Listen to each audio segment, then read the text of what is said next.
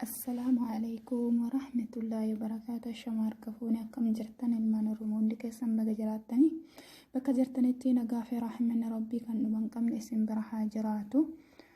Obboleeyyan tiyya hundumti keessanuu chaanaala kiyya hordoftoonni chaanaala kiyya inshaallah akkuma ani gadhiisin viidiyoon kiyya inshaallah isin bira haa gayu. Subscribe gochuun raafatina, like, subscribe, share, commentii keessa waan isin barbaachisu waan barbaadda waan gaafatu feetan gaafatuuf barreessu hin raafatina. Commentiin keessan hamilee namatti horaa, hamilee namaaf kenna, waan dalaganirratti nama jajjabeessa. Ani immoo isiniif deebisuuf qophiidha. Waan isin barreessa, waan isin gaafatan hunduma keessanuu jechuudha. Isin jaladha ilmaan Oromoo isinillee akkana jalattan abdii guddaan qaba. Asumatti aansee inshaallah qophii keenya kaadatti dhufne haa hojjennu. Argitan kuni fakkiisa keessatti argitan kuni inni kuni kaameraa kun akkuma argaa jirtan irshoodha jechuudha. Kaameraa irshoo as elba keessa jira jechuudha. Achitti naqame. Isa kanarraa bal'aanaa 3 fudhattu. Isa kana irraa bal'aanaa 3 fudhattu.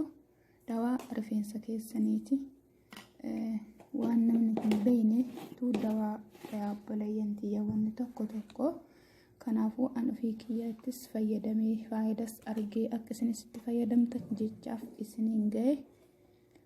Kun immoo zayitiidha. Zayitii gosa barbaadanitti godhachuu dandeettan. Ani garuu zayitii habba soodaa seendira dalagadhee qaba waan ta'eef zayitiin habba soodaallee baay'ee faayidaa guddaa qabdi.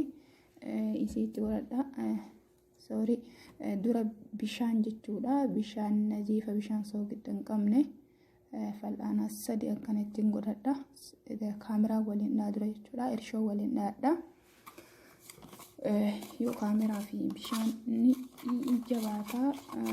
Habuuqni kaameraa sun jechuudha. Habbaan isaa fireen isaa suni gara lallaafaatti deebi'ee jedhee zayitii keenya itti eda'anna jechuudha. Yoo fireen kaameraa suni gara lallaafaatti kee jedhe zayitii keenya itti eda'anna jechuudha. Sirritti waliin dhoofnanii jabaata. Yeroo bishaan xiqqootti godhamee irshoo guddatti bishaan xiqqootti godhamee jedhe dafee wal gadadhiisu sirritti jabaata. Yoo bishaan itti baay'iftan immoo ni kaameraan ni danfa. Bishaan ittiin baay'iftu akkuma inni xiqqoo lallafa bareedaa ta'u dhishuma isinitti mul'achuu barbaachisa. Waliin mul'anne garuttuu zayitiidha jechuudha. Kuni zayitii habba soodaa zayitii barbaadan jechuudha. Zayitii gosa barbaadanii hangaruu zayitii zayituunii fi